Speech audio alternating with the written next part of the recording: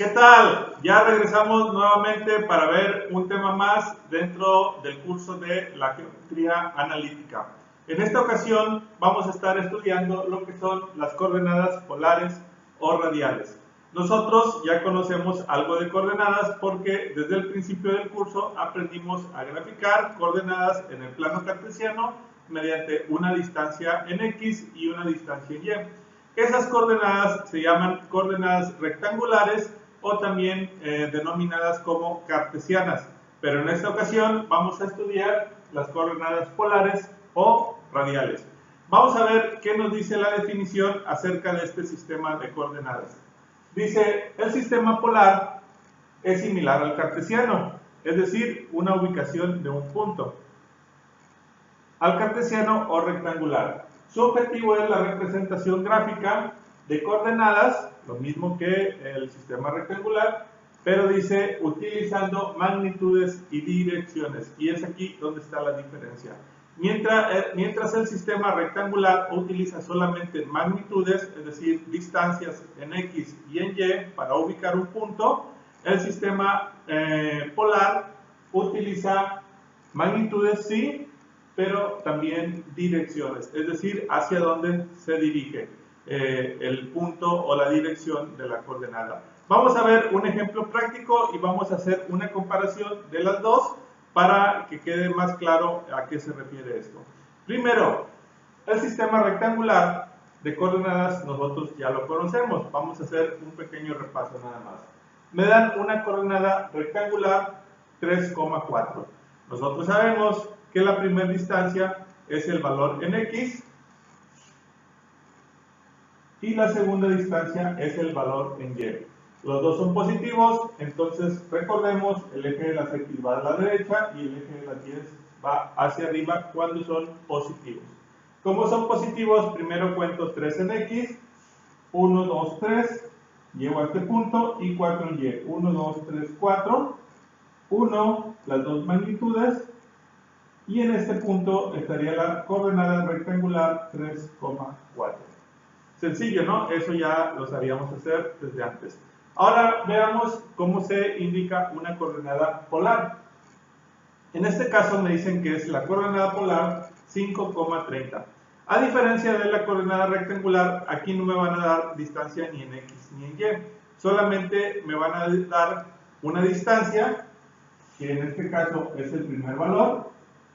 Y esa distancia no se cuenta ni en X ni en Y, sino que se cuenta como un valor absoluto en la dirección en la que se localiza la coordenada. Entonces, el segundo parámetro, que es 30, sería el ángulo. Entonces, a diferencia de la rectangular, que tengo distancia en X y distancia en Y, en la coordenada polar tengo la distancia absoluta y tengo el ángulo. Vamos a ver cómo se grafica esto. Para graficar debo determinar primero el ángulo. Entonces, hacia la derecha, donde se encuentra el X, el eje X, voy a contar el ángulo 0 de mi sistema de coordenadas. Y los ángulos van a empezar a contar en contra de las manecillas del reloj. De modo tal que hacia arriba tendré 90 grados, hacia la izquierda tendré 180 grados, hacia abajo tendré 270 grados y al cerrar el círculo tendré 360 grados o 0 grados nuevamente. De cualquier manera que lo queramos ver, lo podemos localizar.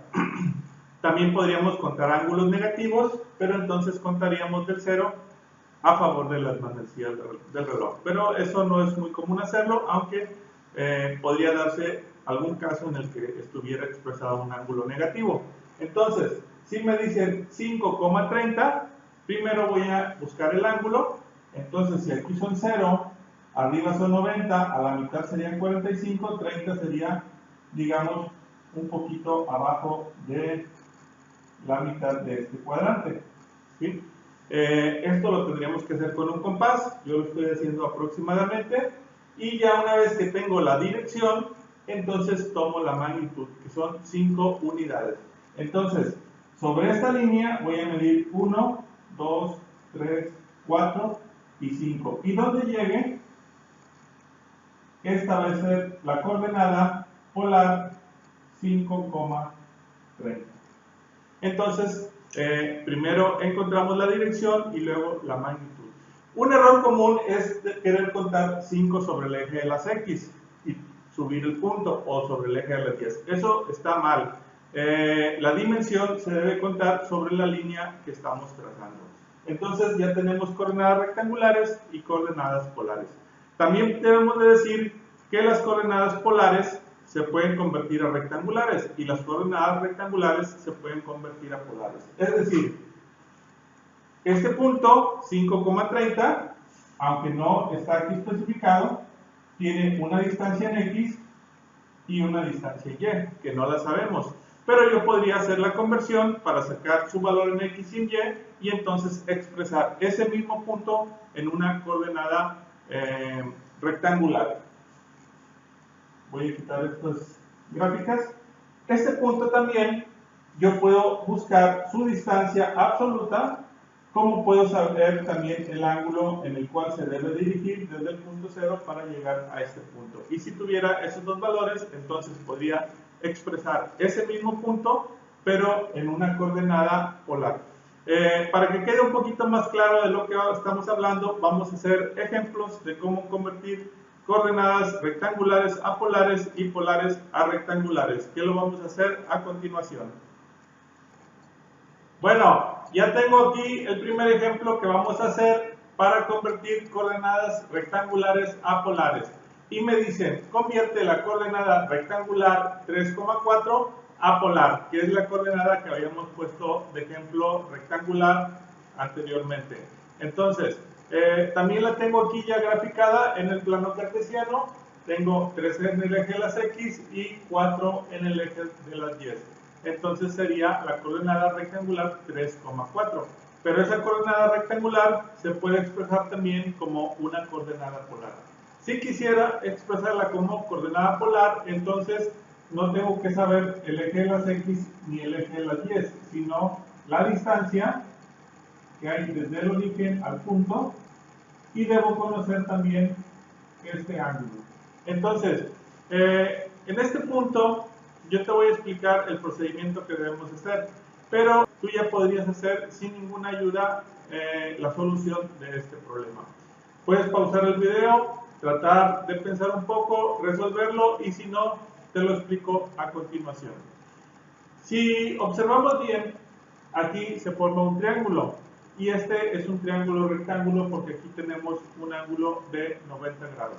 Entonces, lo que voy a hacer es poner este triángulo afuera con los datos de los que dispongo y ver si puedo obtener los datos que me faltan. Entonces, este triángulo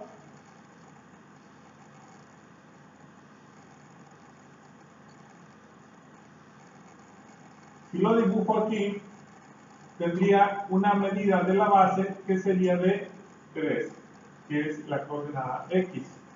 Y tendría una medida de la altura, que sería la coordenada Y, de 4. Y nosotros tenemos que saber esta distancia, que sería la hipotenusa, y que desconocemos, y tendríamos que obtener este ángulo también. Entonces, con esos datos, si nosotros nos damos cuenta, estos son los catetos y esta es la hipotenusa. Entonces aquí podremos aplicar el teorema de Pitágoras, que nos dice que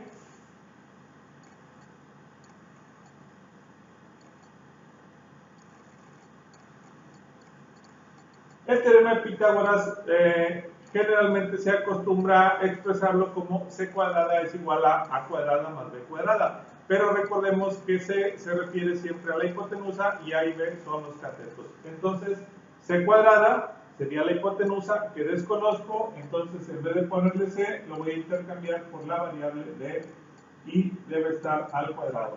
Y A y B son los catetos, que son 3 y 4. Entonces aquí puedo poner, en vez de A cuadrada, 3 al cuadrado, más, y en vez de B cuadrada, sería 4 al cuadrado. Da lo mismo si ponemos 4 al cuadrado más 3 al cuadrado. El orden en que lo sumes no te va a afectar en nada. Entonces, ya tenemos la sustitución y lo que vamos a hacer son las operaciones. la distancia al cuadrado es igual a 3 al cuadrado, si lo elevamos sería 3 por 3, lo que nos da 9, más 4 al cuadrado. Recordemos, el cuadrado de un número es el mismo número multiplicado por sí mismo, entonces sería 4 por 4, que serían 16. Finalmente, aquí ya prácticamente tengo el resultado, pero tengo la variable de la distancia, que es la que quiero, la tengo al cuadrado. Y yo quiero saber solamente la distancia, no la distancia al cuadrado. Entonces debo eliminar ese cuadrado. Recordemos, una de las maneras de eliminar una operación, como por ejemplo el cuadrado, es aplicar la operación inversa. La inversa del cuadrado es sacar raíz cuadrada. Si tú quieres saber por qué, o puedes hacer una prueba práctica, toma un número, el que tú quieras, ponlo en la calculadora y elévalo al cuadrado. Después de elevarlo al cuadrado, sácale raíz cuadrada y te vas a dar cuenta que regresas al mismo número. Es decir, cuando elevas un número al cuadrado y luego le sacas raíz cuadrada, estás aplicando la función inversa y tanto el cuadrado como la raíz se eliminan y te queda el mismo número. Lo puedes intentar con el número que quieras y te vas a dar cuenta que eso siempre se cumple. Entonces, para eliminar el cuadrado yo le saco raíz cuadrada, pero un principio de las matemáticas, el principio de la balanza, es que si yo agrego algo o una operación de un lado de la ecuación, lo tengo que hacer también del otro lado. Entonces, si aquí saqué raíz cuadrada, en el otro lado de la igualdad, del signo de igual, debo hacer la misma operación. Entonces aquí la raíz con el cuadrado se eliminan y me queda solamente la distancia, que va a ser igual a la raíz de 9 más 16, que son 25. Entonces la distancia es igual a la raíz de 25, eso en la calculadora nos va a dar 5. O visto de otra manera, 5 por 5 son 25, entonces la raíz cuadrada de 25 son 5. Entonces ya tenemos el primer dato que queremos, que es esta distancia. El segundo dato que necesitamos sería el ángulo. Para obtener ángulos tendremos que usar funciones trigonométricas, que también ya las conocemos. Entonces lo que vamos a hacer es lo siguiente. Si este es el ángulo, el cateto que está del otro lado, el opuesto sería el cateto opuesto, y el que está junto al ángulo sería el cateto adyacente.